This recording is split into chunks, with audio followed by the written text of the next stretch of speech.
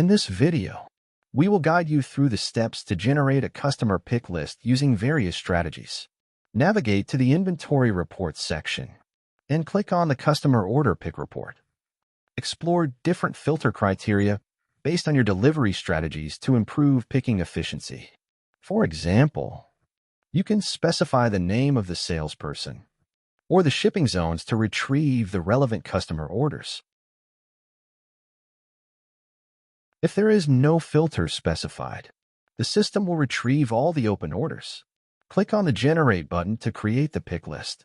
The system will allocate the lots based on the predefined allocation strategies such as FIFO, FIFO, by lots, or by locations. Before printing the pick list, ensure that you select the grouping strategy that best suits your operation.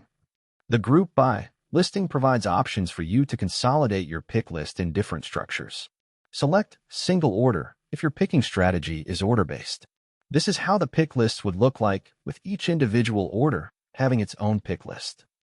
If your warehouse is large and your orders often involve multiple items from different parts of the warehouse, a zone-based picking strategy can be more efficient. It reduces travel time for each picker and increases overall picking efficiency. Change the option to Zone and click on the Print button.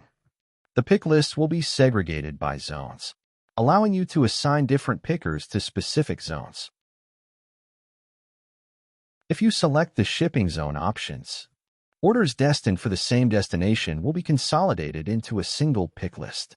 This helps manage the picking process by assigning pickers according to the delivery schedule. Ultimately, the grouping of pick lists should be aligned with your process requirement.